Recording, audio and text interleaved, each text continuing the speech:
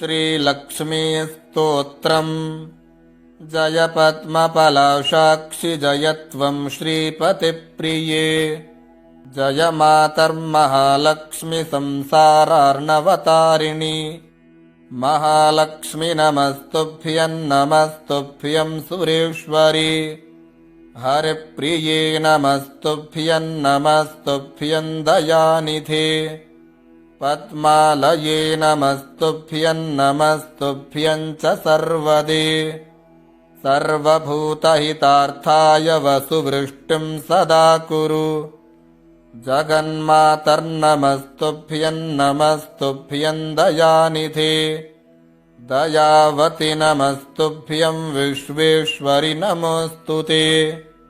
नमः क्षीरार्णवसुते नमस्त्रैलोक्यधारिणि।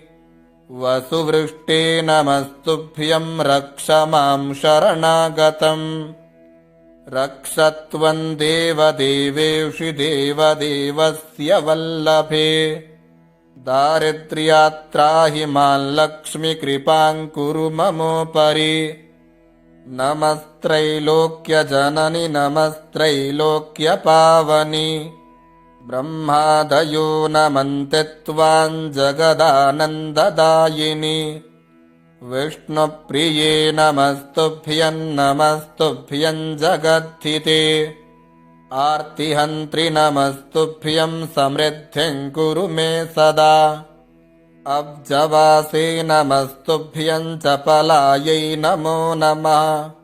चञ्चलायै नमस्तुभ्यं ललितायै नमो नमः। नमः प्रद्युम्नजननि मातस्तुभ्यं नमो नमः।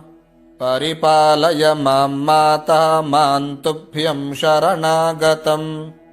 शरण्ये त्वां प्रपन्नोऽस्मि कमले कमलालये। त्राहि त्राहि महालक्ष्मि परित्राणपरायणे। पाण्डित्यं शोभते नैव न शोभन्ते गुणा नरे। शीलत्वं नैव शोभेत महालक्ष्मि त्वया विना। तावद्विराजते रूपं तावच्छीलं विराजते। तावद्गुणा नराणां च यावल्लक्ष्मीः प्रसीदति। लक्ष्मी त्वयालङ्कृतमानवा ये पापैर्विमुक्ता नृपलोकमान्याः। गुणैर्विहीना गुणिनो भवन्ति दुःशीलिनः शीलवतां वरिष्ठाः। लक्ष्मीर्भूषयते रूपं लक्ष्मीर्भूषयते कुलम्। लक्ष्मीर्भूषयते विद्यां सर्वा लक्ष्मीर्विशिष्यते। लक्ष्मी त्वद्गुणकीर्तनेन कमला भूर्यात्यलं जिह्मताम्। रुद्राद्या रविचन्द्रदेवपतयो वक्तुं च नैव क्षमाः। अस्माभिस्तव रूपलक्षणगुणान् वक्तुं कथं शक्यते। मातर्मां परिपाहि विश्वजननी कृत्वा ममेष्टं ध्रुवम्। दीनार्तिभीतं भवतापपीडितं धनैर्विहीनं तव पार्श्वमागतम्। कृपानिधि त्वान् मम लक्ष्मि सत्वरम्। धनप्रदानाद्धननायकं कुरु। मां विलोक्य जननी हरिप्रिये निर्धनं तव समीपमागतम्। देहि मे झटिति लक्ष्मीकराग्रं वस्त्रकाञ्चनवरान्नमद्भुतम्। त्वमेव जननी लक्ष्मीः पिता लक्ष्मीस्त्वमेव च। भ्राता त्वं च सखा लक्ष्मीर्विद्या लक्ष्मीस्त्वमेव च। त्राहि त्राहि महालक्ष्मि त्राहि त्राहि सुरेश्वरि। त्राहि त्राहि जगन्माता दारिद्र्यात्राहि वेगता। नमस्तुभ्यं जगद्धात्री नमस्तुभ्यं नमो नमः। धर्माधारे नमस्तुभ्यं नमः सम्पत्तिदायिनि। दारिद्र्यार्णवमग्नोऽहन्निमग्नोऽहं रसातले मज्जन्तं मां करी धृत्वा तूद्धरत्वं रमे द्रुतम् किल्लक्ष्मिबहुनोक्तेन जल्पितेन पुनः पुनः अन्यन्मे शरणं नास्ति सत्यं सत्यं हरिप्रिये एतत् श्रुत्वागस्त्यवाक्यं हृष्यमाणा हरिप्रिया उवाच मधुरां वाणीं तुष्टाहं तव सर्वदा श्रीलक्ष्मीरुवाच यत्त्वयोक्तमिदं स्तोत्रं यः पठिष्यति मानवः शृणोति च महाभागस्तस्याहं वशवर्तिनी नित्यं पठति यो भक्त्या त्वलक्ष्मीस्तस्य नश्यति ऋणं च नश्यति तीव्रं वियोगं नैव पश्यति यः पठेत् प्रातरुत्थाय श्रद्धा भक्तिसमन्विता गृहे तस्य सदा तिष्ठेन्नित्यं श्रीः पतिना सह सुखसौभाग्यसम्पन्नो मनस्वी बुद्धिमान् भवेत् पुत्रवान् गुणवान् श्रेष्ठो भोगभोक्ता च मानवः इदं स्तोत्रं महापुण्यं लक्ष्म्यागस्त्य प्रकीर्तितम् विष्णुप्रसादजननं चतुर्वर्गफलप्रदम् राजद्वारे जयश्चैव शत्रोश्चैव पराजयः भूतप्रेतपिशाचानां व्याघ्राणान्न भयं तथा न शस्त्रा न लतो यौघात् भयं तस्य प्रजायते दुर्वृत्तानां च पापानां बहुहानिकरं परम् मन्धुराकर्युशालासु गवाङ्गोष्ठे समाहिता पठेत्तद्दोषशान्त्यर्थं महापातकनाशनम् जय पद्मपलाशाक्षि जय त्वं श्रीपतिप्रिये जय मातर्महालक्ष्मि संसारार्णवतारिणि महालक्ष्मि नमस्तुभ्यं सुरेश्वरि हरिप्रिये नमस्तुभ्यं दयानिधे पद्मालये नमस्तुभ्यं च सर्वदे सर्वभूतहितार्थाय वसुवृष्टिं सदा कुरु जगन्मातर्नमस्तुभ्यं दयानिधे दयावति नमस्तुभ्यं विश्वेश्वरि नमोऽस्तुते नमः क्षीरार्णवसुते नमस्त्रैलोक्यधारिणि वसुवृष्टे नमस्तुभ्यं रक्ष मां शरणागतम् रक्ष त्वं देवदेवेषु देवदेवस्य वल्लभे दारिद्र्यात्राहि मां लक्ष्मीकृपां कुरु ममोपरि नमस्त्रैलोक्यजननि नमस्त्रैलोक्यपावनि ब्रह्मादयो नमन्ति त्वां जगदानन्ददायिनि विष्णुप्रिये नमस्तुभ्यं जगद्धिते आर्तिहन्त्रि नमस्तुभ्यं समृद्धिं कुरु मे सदा अब्जवासे नमस्तुभ्यं चपलायै नमो नमः चञ्चलायै नमस्तुभ्यं ललितायै नमो नमः नमः प्रद्युम्नजननि मातस्तुभ्यं नमो नमः परिपालय मां माता मां तुभ्यं शरणागतम् शरण्ये त्वां प्रपन्नोऽस्मि कमले कमलालये त्राहि त्राहि महालक्ष्मि परित्राणपरायणे पाण्डित्यं शोभते नैव न शोभन्ते गुणा नरे शीलत्वं नैव शोभेत महालक्ष्मि त्वया विना तावद्विराजते रूपं तावच्छीलं विराजते तावद्गुणा नराणां च यावल्लक्ष्मीः प्रसीदति लक्ष्मीत्वयालङ्कृतमानवा ये पापैर्विमुक्ता नृपलोकमान्याः गुणैर्विहीना गुणिनो भवन्ति दुःशीलिनः शीलवतां वरिष्ठाः लक्ष्मीर्भूषयते रूपं लक्ष्मीर्भूषयते कुलम् लक्ष्मीर्भूषयते विद्यां सर्वा लक्ष्मीर्विशिष्यते लक्ष्मी त्वद्गुणकीर्तनेन कमला भूर्यात्यलञ्जिह्मताम् रुद्राद्या रविचन्द्रदेवपतयो वक्तुं च नैव क्षमाः अस्माभिस्तव रूपलक्षणगुणान् वक्तुं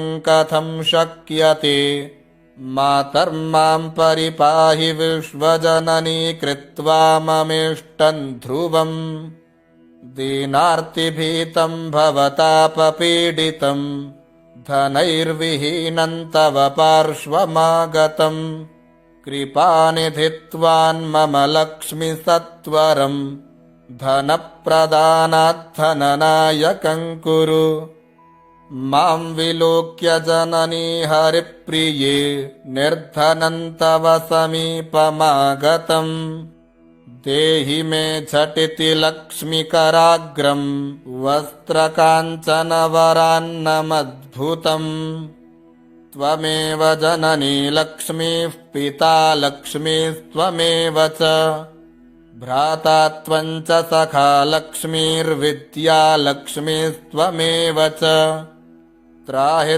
त्राहि महालक्ष्मी त्राहि त्राहि सुरेश्वरी त्राहि त्राहि जगन्माता दारिद्र्यात् त्राहि वेगता नमस्तुभ्यं जगद्धात्री नमस्तुभ्यं नमो नमः धर्माधारे नमस्तुभ्यं नमः सम्पत्तिदायिनी दारिद्र्यार्णवमग्नोऽहं निमग्नोऽहं रसातले मज्जन्तं मां करे धृत्वा तूद्धरत्वं रमे द्रुतम् किं लक्ष्मी बहुनोक्तेन जल्पितेन पुनः पुनः अन्यन्मे शरणं नास्ति सत्यं सत्यं हरिप्रिये एतत् श्रुत्वागस्त्यवाक्यं हृष्यमाणा हरिप्रिया उवाच मधुरां वाणीं तुष्टाहं तव सर्वदा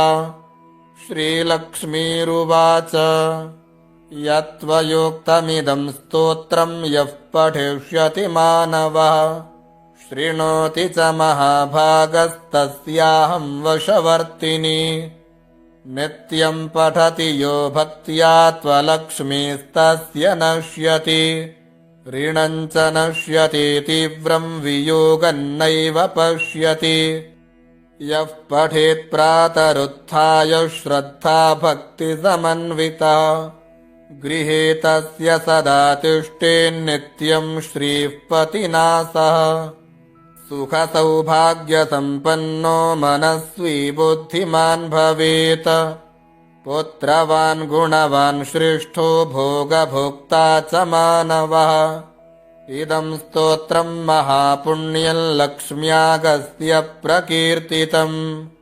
विष्णुप्रसादजननं चतुर्वर्गफलप्रदम् राजद्वारे जयश्चैव शत्रोश्चैव पराजया भूतप्रेतपिशाचानां व्याघ्राणान्न भयं तथा न शस्त्रा न लतो यौघात् भयं तस्य प्रजायते दुर्वृत्तानां च पापानां बहुहानिकरं परम् मन्धुराकर्युशालासु गवाङ्गोष्ठे समाहिता पठेत्तद्दोषशान्त्यर्थं महापातकनाशनम् जय पद्मपलाशाक्षि जय त्वं श्रीपतिप्रिये जय मातर्महालक्ष्मि संसारार्णवतारिणि महालक्ष्मि नमस्तुभ्यं नमस्तुभ्यं सुरेश्वरि हरिप्रिये नमस्तुभ्यं नमस्तुभ्यं दयानिधे पद्मालये नमस्तुभ्यं नमस्तुभ्यं च सर्वदे सर्वभूतहितार्थाय वसुवृष्टिं सदा कुरु जगन्मातर्नमस्तुभ्यं नमस्तुभ्यं दयानिधे दयावति नमस्तुभ्यं विश्वेश्वरि नमोऽस्तुते नमः क्षीरार्णवसुते नमस्त्रैलोक्यधारिणि वसुवृष्टे नमस्तुभ्यं रक्ष मां शरणागतम् रक्षत्वं देवदेवेषु देवदेवस्य वल्लभे दारिद्र्यात्राहि मां लक्ष्मीकृपां कुरु ममोपरि नमस्त्रैलोक्यजननि नमस्त्रैलोक्यपावनि ब्रह्मादयो नमन्ते त्वां जगदानन्ददायिनि विष्णुप्रिये नमस्तुभ्यं नमस्तुभ्यं जगद्धिते आर्तिहन्त्रि नमस्तुभ्यं समृद्धिं कुरु मे सदा अब्जवासे नमस्तुभ्यं चपलायै नमो नमः चञ्चलायै नमस्तुभ्यं ललितायै नमो नमः नमः प्रद्युम्नजननि मातस्तुभ्यं नमो नमः परिपालय मां माता मां तुभ्यं शरणागतम् शरण्ये त्वां प्रपन्नोऽस्मि कमले कमलालये त्राहि त्राहि महालक्ष्मि परित्राणपरायणे पाण्डित्यं शोभते नैव न शोभन्ते गुणा नरे शीलत्वं नैव शोभेत महालक्ष्मि त्वया विना तावद्विराजते रूपं तावच्छीलं विराजते तावद्गुणा नराणां च यावल्लक्ष्मीः प्रसीदति लक्ष्मी त्वयालङ्कृतमानवा ये पापैर्विमुक्ता नृपलोकमान्याः गुणैर्विहीना गुणिनो भवन्ति दुःशीलिनः शीलवतां वरिष्ठाः लक्ष्मीर्भूषयते रूपं लक्ष्मीर्भूषयते कुलं लक्ष्मीर्भूषयते विद्यां सर्वा लक्ष्मीर्विशिष्यते लक्ष्मी त्वद्गुणकीर्तनेन कमला भूर्यात्यलञ्जिह्मताम् रुद्राद्या रविचन्द्रदेवपतयो वक्तुं च नैव क्षमाः अस्माभिस्तव रूपलक्षणगुणान् वक्तुं कथं शक्यते मातर्मां परिपाहि विश्वजननी कृत्वा ममेष्टं ध्रुवम् दीनार्तिभीतं भवतापपीडितं धनैर्विहीनं तव पार्श्वमागतं कृपानिधि त्वान्मम लक्ष्मि सत्वरम् धनप्रदानाद्धननायकं कुरु मां विलोक्य जननी हरिप्रिये निर्धनं तव समीपमागतम् देहि मे झटिति लक्ष्मीकराग्रं वस्त्रकाञ्चनवरान्नमद्भुतम् त्वमेव जननी लक्ष्मीः पिता लक्ष्मीस्त्वमेव च भ्राता त्वं च सखा लक्ष्मीर्विद्या लक्ष्मीस्त्वमेव च त्राहि त्राहि महालक्ष्मि त्राहि त्राहि सुरेश्वरी त्राहि त्राहि जगन्माता दारिद्र्यात्राहि वेगतः नमस्तुभ्यं जगद्धात्री नमस्तुभ्यं नमो नमः धर्माधारे नमस्तुभ्यं नमः सम्पत्तिदायिनि दारिद्र्यार्णवमग्नोऽहं निमग्नोऽहं रसातले मज्जन्तं मां करे धृत्वा तूद्धरत्वं रमे द्रुतम् किं लक्ष्मी बहुनोक्तेन जल्पितेन पुनः पुनः अन्यन्मे शरणं नास्ति सत्यं सत्यं हरिप्रिये एतत् श्रुत्वागस्त्यवाक्यं हृष्यमाणा हरिप्रिया उवाच मधुरां वाणीं तुष्टाहं तव सर्वदा। श्रीलक्ष्मीरुवाच यत्त्वयोक्तमिदं स्तोत्रं यः पठिष्यति मानवः शृणोति च महाभागस्तस्याहं वशवर्तिनी। नित्यं पठति यो भक्त्या त्वलक्ष्मीस्तस्य नश्यति ऋणं च नश्यति तीव्रं वियोगं नैव पश्यति। यः पठेत् प्रातरुत्थाय श्रद्धा भक्तिसमन्विता गृहे तस्य सदा तिष्ठेन्नित्यं श्रीः पतिना सह। सुखसौभाग्यसम्पन्नो मनस्वी बुद्धिमान् भवेत् पुत्रवान् गुणवान् श्रेष्ठो भोगभोक्ता च मानवः। इदं स्तोत्रं महापुण्यं लक्ष्म्यागस्य प्रकीर्तितम् विष्णुप्रसादजननं चतुर्वर्गफलप्रदम्। राजद्वारे जयश्चैव शत्रोश्चैव पराजया भूतप्रेतपिशाचानां व्याघ्राणान्न भयं तथा। न शस्त्रा न लतो यौघात् भयं तस्य प्रजायते दुर्वृत्तानां च पापानां बहुहानिकरं परम्। मन्धुराकर्युशालासु गवाङ्गोष्ठे समाहिता पठेत्तद्दोषशान्त्यर्थं महापातकनाशनम्।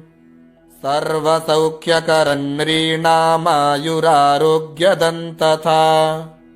अगस्त्यमुनिना प्रोक्तं प्रजानां हितकाम्यया इत्यगस्त्यविरचितं श्रीलक्ष्मीस्तोत्रम्।